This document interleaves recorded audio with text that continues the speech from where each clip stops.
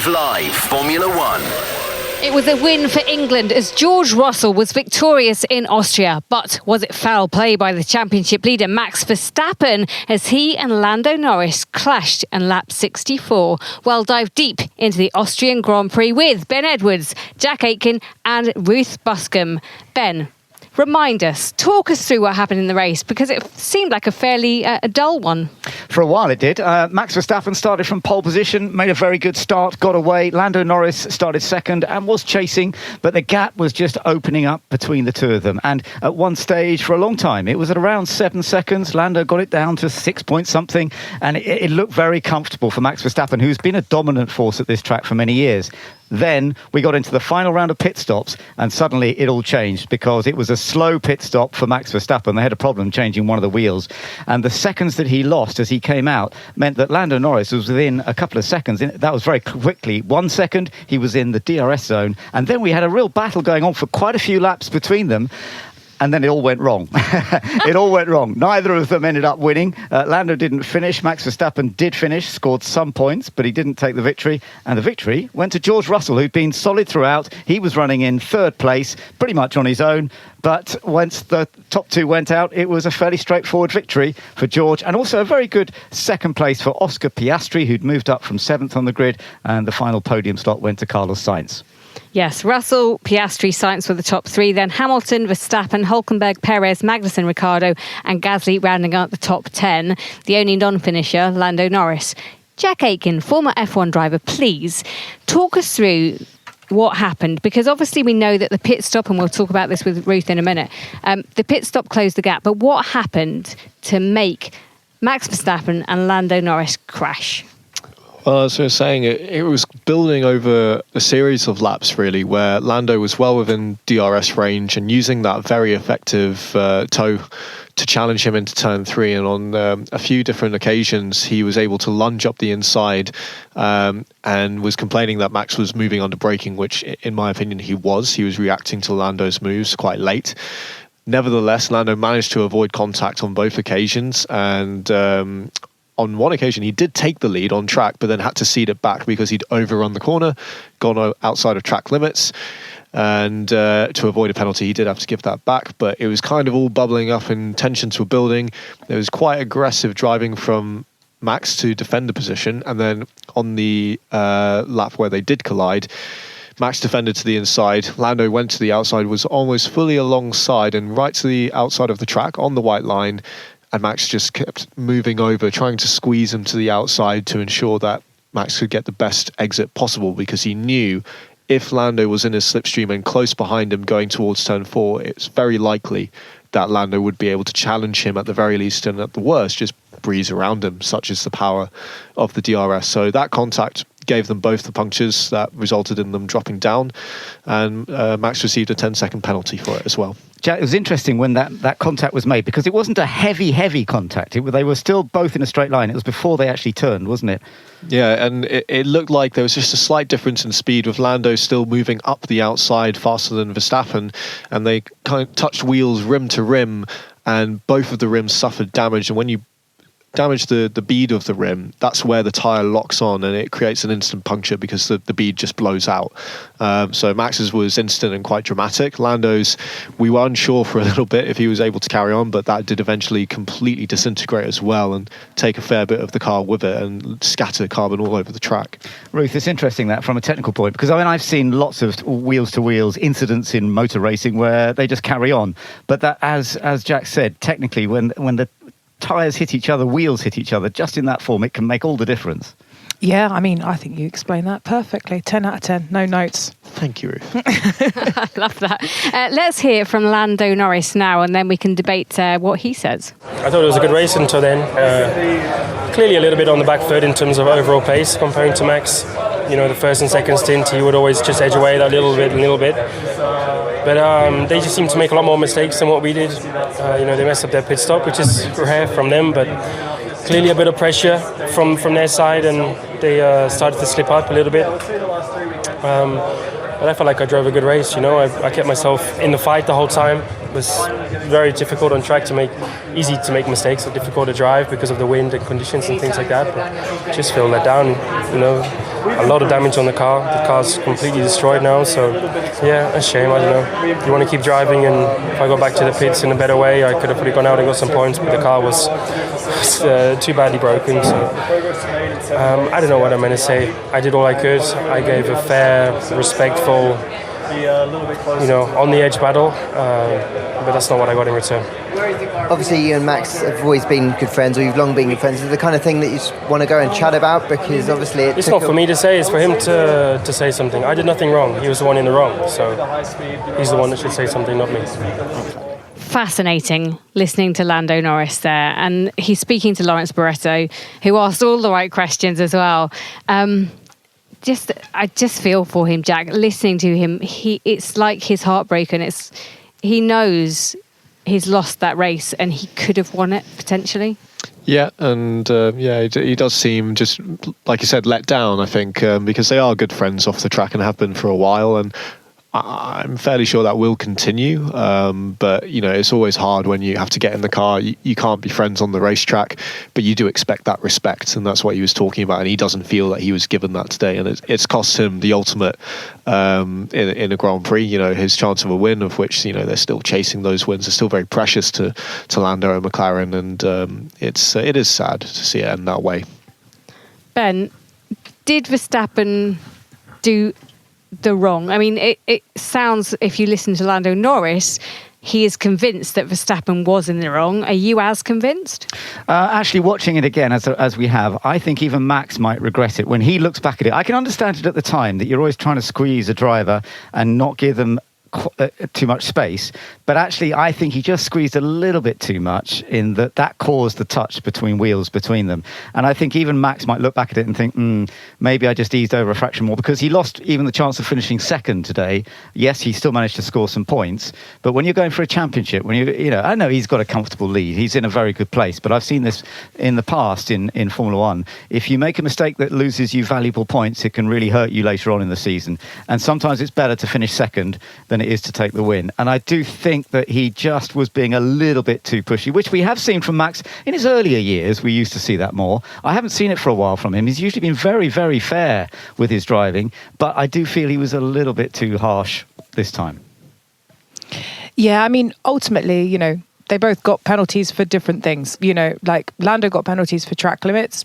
He was in the wrong there, and then the stewards gave a 10-second penalty, so double the kind of the value to Max for that driving. And as you say, you have to remember these guys. It's their whole life. It's been their whole life since they can even remember. And those interviews are just after they've got out of a car. The adrenaline is pumping through their veins. And you have to kind of, give everybody a bit of grace. As engineers, we often have to kind of take anything that drivers say in the pen straight after the race with a bit of salt, because you have to remember they've just spent, pretty much 2 hours in the car with their hearts beating and absolutely everything. It is such an intense feeling. And, you have to feel for Lando in that scenario. I agree. And actually, Jack, I was just thinking about the fact that Lando's penalty came up. Actually, it had happened earlier. We only saw that he'd got a penalty after the incident. But of course, if that had happened without the incident and he had got in front of Max, then Max would still have won it, wouldn't he? So possibly, because he would have had a penalty. So it's very interesting how these things can turn out. I think it's going to be forgotten in all the noise, yes. But it's a very, very valid point. If Max had managed to stay within DRS range, then it would have been for naught. And those kind of mistakes are crucial as well. We know that track limits are an issue here, even with the new gravel traps. And Lando was on his final warning for quite a while, and he still chose to take the runoff area and do those things. So that's in his own control as well.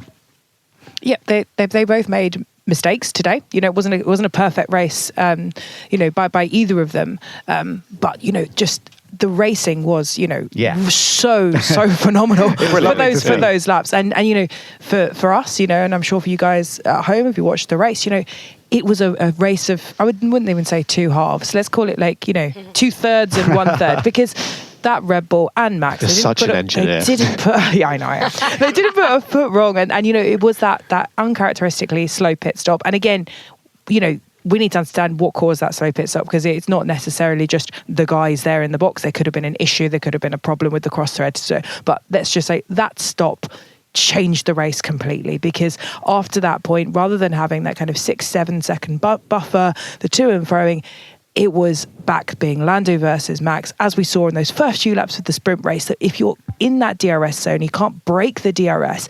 This track lends itself to all-out racing, where it is, as we said during the broadcast, it is DRS, track limits, and potential racing penalties time and time again around this place.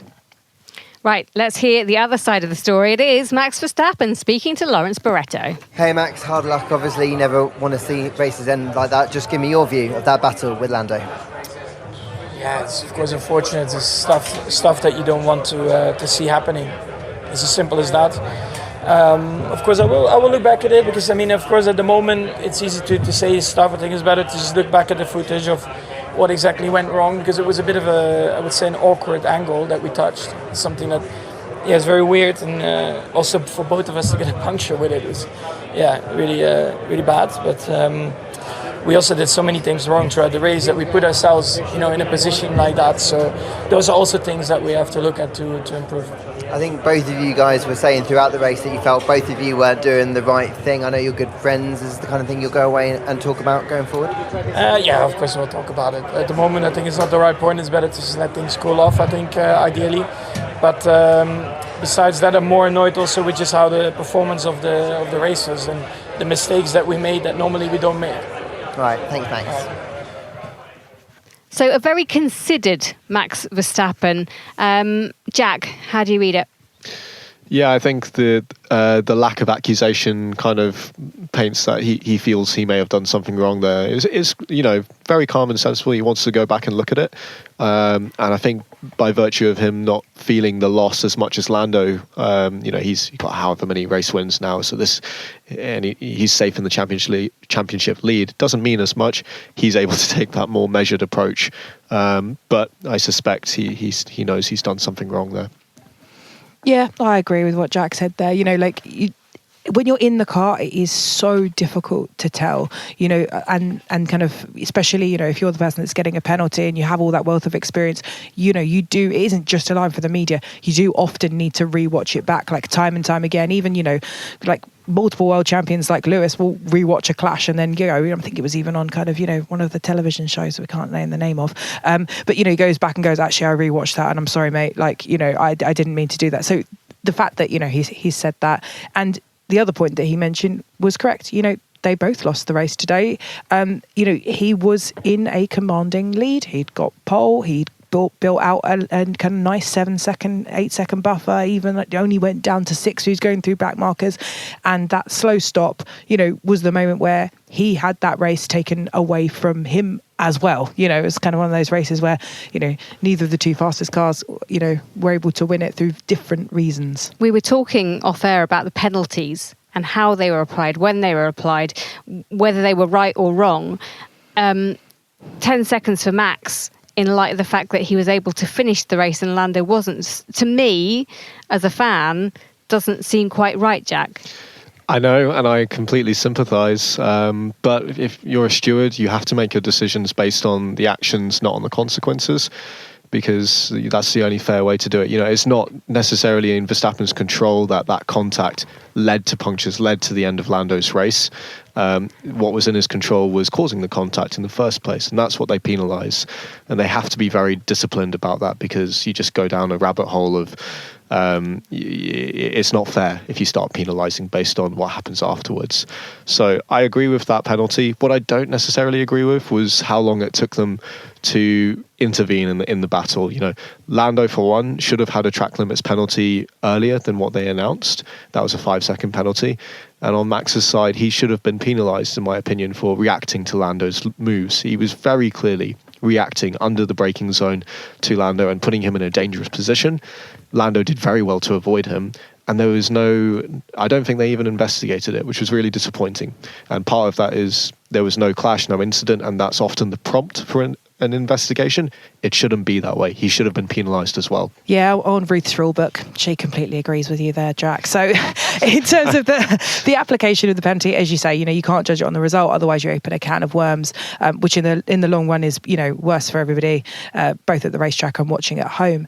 And exactly, we'd all like to be the race director deep down, wouldn't we? Or, no. Okay, maybe just me. But yeah, I think, the only other way of, maybe not ending up with that, obviously we're, as England fans with George Russell winning, going into the football, we're pretty happy about that. But, in terms of purely on the rules and how the rules have been applied, Lando did deserve a 5-second penalty for crossing track limits. A line is a line.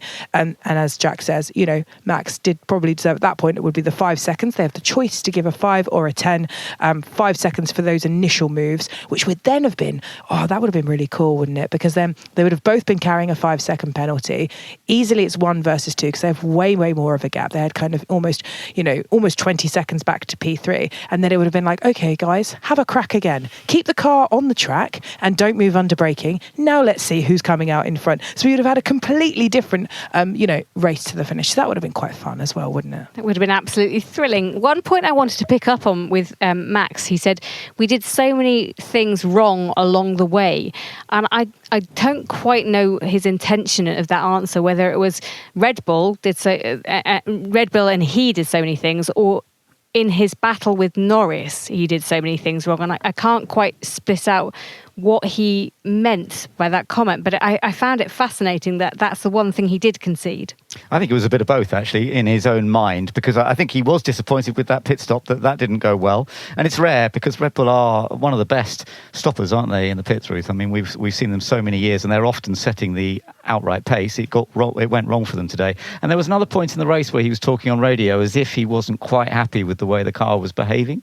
Yeah, exactly. And, whether you like Max or you don't like Max, one thing he is a good team player in terms of the way that he kind of puts his hand up when he's made a mistake, praises the team when they make good things, and then so it's not a kind of throwing the team under. That's a we, and whether it's we win or we lose together, that's what good teams operate as. That's what all dynasties in F1 operates as. So he is correct in saying that as a group, as a collective group, just like that collective group of people brought him that win in Canada through fantastic pit stop, fantastic decision making, fantastic driving. The same thing in Spain last week. Today, they made an error as a group in that pit stop. And just watching on TV, you cannot tell whether it was, a human error or whether it was a software error or whether it's it's a team sport. And as a team, they made a mistake there. As a team, he wasn't 100% happy with the balance where he has been, in qualifying yesterday and in previous races. So, as a team, that was the series of, slight lack of perfection. That, just like last week, Lando didn't have that lack of, as a team of the perfection that meant that they went from being so far away to being battling out on track. And that's what happens, isn't it, when the margins are so tight. And we've said this season at the beginning, Red Bull were walking away with it. They were dominating. And we came into this race actually thinking, this is Red Bull's and it's clear and easy. But actually nothing is clear and easy in this season. And there are so many different parts to it that you do have Ferrari, McLaren, Red Bull and Mercedes all having won races now. And that's fabulous to only be at what will be round 12 next time out, and to see that different wins. I agree. No, we're coming up to, as you say, only the halfway stage of the season, round 12 at Silverstone. There's a long, long way to go. And I think this is a very different year to last year when Red Bull absolutely dominated throughout the entire season. And when it started this season, it did look a bit like, here we go again. But no, that has changed. I think the upgrades on the other teams and now the rivalry that he has, and I say he because Sergio Perez is not quite playing that same game. And it does, in a way, Perez sort of shows that the car is not as a dominant force as it was last year. It's Max very much taking it to the absolute top of what it can do. But yes, we've got great rivalry from Mercedes, from McLaren, from Ferrari, and that could keep changing as we go through the year. We have to look at George Russell now. We've spent a lot of time on the clash, but George Russell was right there when he needed to be, and that was really as a result of qualifying. That all led to him being able to be third on track and eventually win the race. Yeah, so before Jack mocks me for being a geek once again, which inevitably he will do, he out-qualified, in terms of he out-qualified his teammate, he out-qualified Checo, and he out-qualified Piastri. In terms of raw pace, that car deserved on pure pace to be behind both Red Bulls, both McLarens, and then obviously, you are always racing your teammate. So, that's what he did. He had a good start, clean start, and ran a really lonely P3 race. But, that's what it is. If you're third and number one and number two go out, that's racing. It's just as much racing as we've had, since the dawn of Formula One time. Yeah, you make your own luck, and they had a really solid run today. It's the old adage that you can only beat what's in front of you, and they would have been counting on that kind of accident. They're not blind to it. I'm sure George would have been seeing it on the big screens because it's quite easy to see these kind of things when you're cruising around at however many hundreds of kilometers an hour. But he would have been watching, jokes aside, and the team would have been watching as well. They would have fully known that it's possible that the win was on the table, and they took advantage. Certainly did. And here is George Russell speaking to Lawrence Barretto. Hey George, well, congratulations. I bet when we were talking earlier you didn't expect a Grand Prix win was on the cards today. How'd you feel? Yeah, to be honest, I was really happy with the race. Being in P3 was going to be a great result for us. I knew Lando was pretty fired up after yesterday. I saw the battles up front. I mean, you got to be there to pick up the pieces, and that's what we were. And at the start of this year, we were never there. So the team has done an amazing job improving the car. And really proud to be back on the top step. The way that you drove, obviously, up until that point of the accident, you were the best of the rest of the field. Anyway, the team have made such giant steps. What does this mean to you personally to get this second win, and for the team who are just working hard to try and claw your way back up the field? It's huge for us. I think we had such a great opportunity in Canada. I feel like that was a missed opportunity for me, and now this feels like we made up for that. So, it's been a year and a half of so much hard work. This year started really on the back foot. Everyone came together, turned this around, and super happy, super proud of everyone. Great stuff. Thank you. George. So George goes into Silverstone with a race win and exactly the right place. And actually for Mercedes, they're backing George now, aren't they? He's their number one because Lewis has announced that he's going to Ferrari. So for him to win a race, you could tell how much it actually meant to Toto Wolff. He got quite emotional speaking to George after the race, and actually it carried on after the race as well. It means so much, doesn't it, taking a victory? And it's been a big gap for them. So I feel, it's great stuff. And it's good for the whole of the Formula One world that we're getting these different winners, different teams. And yeah, different reasons for it happening. But Mercedes have shown some pretty tremendous pace at times. I think it's a car that it's got a very narrow sort of line of if they can just get it in exactly the right place on setup at the track that suits them, then they can be blisteringly fast. But it's very easy to go slightly wrong, and they haven't quite sorted it. But they're still making upgrades, and I think they are still going to be a threat as we go through the year. Yeah, and finishing in first and fourth place, that's a great team effort, really, for Mercedes, as Ben says. Yeah, exactly. And, if you look at kind of the ebbs and flows of the development race and just how many upgrades those top four teams at the moment are likely to have scheduled, especially ones from next week, it can all change again. That front wing that Mercedes brought that enabled them to kind of unlock a lot of the aero performance was worth nearly 3 to 4 tenths in terms of overall lap time. That will be enough to swing everything back on its side again. We just have to kind of wait and see, don't we? Which is such a fantastic thing after last year. It's great, isn't it? That's the benefit of the teams being that much closer at the front of the field compared to the last previous seasons where the gap was so big to Red Bull. It didn't really matter if they found a 10th here or a 10th there. Now it makes all the difference. And, that kind of unpredictability, the number of different winners we've had in the last few races is brilliant to watch. And I can't wait to see what we're going to have in the next races. Yeah, Piastri finished P2. Then it was Sainz in third place. I just want to talk about the Ferraris because it looked fairly positive coming into this race. But then the incident on the first lap really did hurt any challenge that Leclerc could have had. Leclerc had a bad weekend, full stop, because he made a mistake in qualifying when he could have, I think, qualified better. Well, certainly would have qualified better than he was. He may well have out-qualified Sainz as well. But he ran wide at one corner and then went off at another.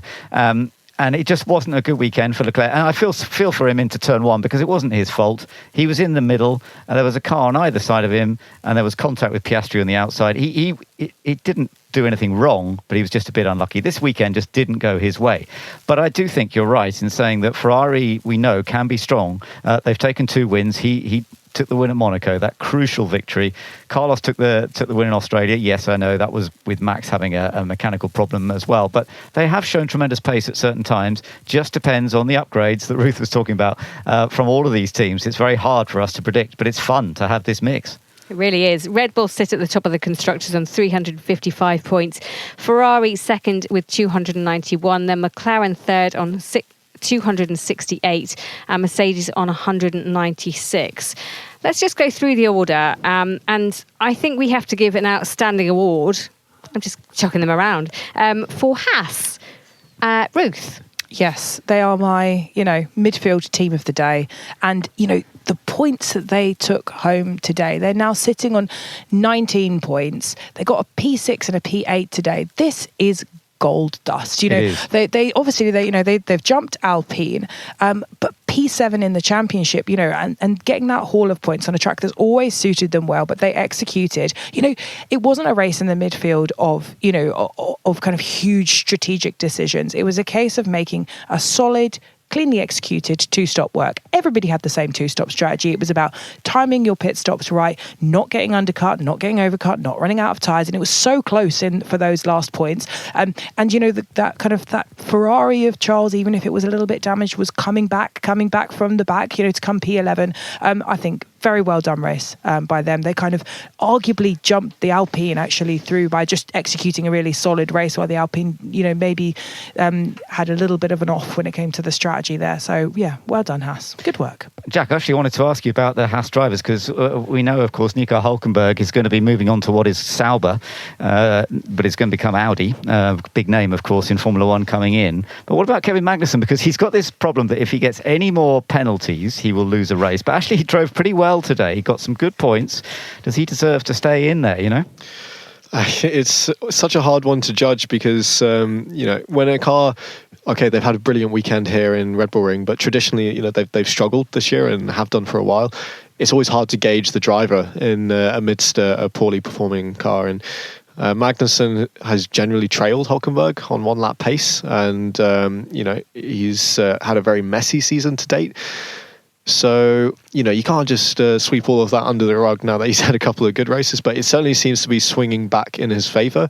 And he has, to his credit, always been a team player. Yes, he helped Nico earlier this year, didn't he? Exactly, and he was always happy to put himself on the line and on the sword for that matter. And even though there were tensions today, they did manage to keep the two of them racing cleanly, and that was instrumental to them having a good race today. I like K-Mag. Like he's kind of a similar age to me. He's kind of like grown up with me. Like, he started as this kind of like, boy racer saying he didn't like the halo. And now he's watched his best friend's life been saved by the halo. He's got a lovely lady. He's got kids. He's settled down. He's such a great guy. Like, even if he ends up in IndyCar, I think he gave this interview where he said about the fact that he's got an amazing life and he's happy and he's got like stuff like that. You just want good things for good people. So like, I hope whatever he does next year, with his beautiful family and his beautiful wife and his beautiful life, he's happy. That's all I want for him. I love that. I have equally grown up with him. We came through British F3 together. We came through all of the different championships together. And from what I'm hearing, Behrman is going into that Haas seat and Magnussen is coming out. And there is a real squeeze at the bottom of this grid for seats now. Yeah, but they can't take away the most important thing for him, which he said to him, which was his family. What a great They make us all cry. He's just such a nice guy. Okay, well, driver of the day, is being a nice guy enough? I don't think so. Who is your driver of the day today? Lando, I think. I think he drove. He did everything he could, and then he did some really good racing towards the end. And then, you kind of like George. He didn't really have the opportunity to show off any actual driving skill. So it's difficult to say George, I would say. So we all love that you love Magnussen and love his life. That's good. But I just wanted to pick up on one final thing when it comes to RBs. Did Ricciardo do enough today to save his seat? We know he's struggling. He did get 2 points for the team. Will that turn around? Can that be the turnaround, do you think? I don't think it's enough to this point. I mean, he did a good job today, but as we well know, the Red Bull family don't consider good to be good enough, and he needs to do something, kind of extraordinary at this point, I think. I think he needs a very special Silverstone to stay in the game. He needs a magical Silverstone. It is a track that he likes, though, isn't it? Is, he's done well there traditionally. He grew up racing in British Series and British F3, and then he's generally gone well there. So you never know. Yeah, and it's so hard when you don't have the car pace to show, what you can do. That, actually, I think, looking at the race, that was the maximum that he could get today. That was his win. It's just so difficult. You look a little bit further back, you look at somebody like, Valtteri versus Joe. I think the qualifying advantage is 0.60%, which is the biggest in the field, and no one's noticed because it's right at the very back. There's all these drivers vying for drives, and if you're not making headlines, and you're not right at the front, you're not getting the champagne and the points, it is so difficult to really show what you can do. It's have a spare thought for the little guy. They're all good guys, really. They are, but that's unfortunately it is the harsh lens that elite sport is viewed through, and I'm with you. It's not fair, but that's the position that Daniel finds himself in. Sadly, life isn't fair. No. Amen. I tell you what, though. Fernando Alonso will be licking his lips. He pulled off a masterpiece at the end because he got the fastest lap, Ruth. Yeah, that's a spite fastest lap, isn't it? To be fair, I've done that before. So back in 2022, to take a point from Alpine, I did that trick with we're asking Joe, who was out of the points, to box to go for a fastest lap by doing a charge push, so effectively like a qualifying run, because you don't get to keep the point, but you take it from someone else. So I had to go up to Pierre. My metaphorical Monday paddle session was cancelled with my friend Pierre. I had to go up there and be like, man, it's just racing, can we put this behind us? I didn't mean to take the point from you, it's just racing. So it happens between strategists too. Great call there from them to take the point off of Red Bull. Not quite sure why they wanted to, but, they did. Gave them something to smile about after a weekend. It was no fun at all for Aston Martin. Right, we must talk about driver of the day, Ruth. Well, it's difficult, isn't it? Because, up until lap 63, Max was there not putting really a foot wrong. And then, Lando really drove so well at the very end. And then our race winner, George, didn't really need to do that much spectacular driving. So for me, it's probably Lando. But maybe a Haas of Hulkenberg as well. So I'm going to go for Lando. Ben. I'm actually going to go for Oscar Piastri because I think they're having qualified. He got his qualifying lap, started down his 7th, and yes, okay, there was a bit of luck in a way with 2 cars dropping out up ahead of him, but he finished in 2nd place, and he was driving really well throughout the whole race. A few more laps, he might have been able to put Russell under more pressure, but yeah, well done to Oscar Piastri. Yeah. Jack. I think special mentions to Gasly. I think he did a good job to get that Alpine into the points, and Ricciardo as well. As we said, did a good job. Both the Haases, but for me, it's Lando Norris. He didn't do anything wrong, as he was quick to point out in the interview, and I agree. He was fighting brilliantly around Verstappen's aggressive moves. And it's a real shame that he didn't get to, pull a result out of that, so he can have driver of the day instead. No, he can't, because I'm awarding it to Piastri as well in 2v1. For me, it was actually his overtakes on track today. He did 2 overtakes in pretty much the same place, I think, and they were absolutely phenomenal. 3, actually, outside of turn 6. Yeah, it was brilliant. The car was faster. Just to add the engineering point. Do you not think going around the outside on that turn was a pretty brave thing to do? It was. You could have just waited and then got it on car pace the next corner. Well, actually, if you just waited for the DRS, it would have been much easier. No. He put on a good show. He did a very good drive. Maybe we should just go for a Mean Girls style. We'll just take the crown and we'll split it around to all cars. I'd say there's no 10 out of 10 drives today. Everybody, at least at the front, was a 9 out of 10. But that's fine. We'll share it. Okay, thank you so much for listening. Hopefully you've enjoyed it. Thank you very much to Ben, to Jack, to Ruth, to the team here.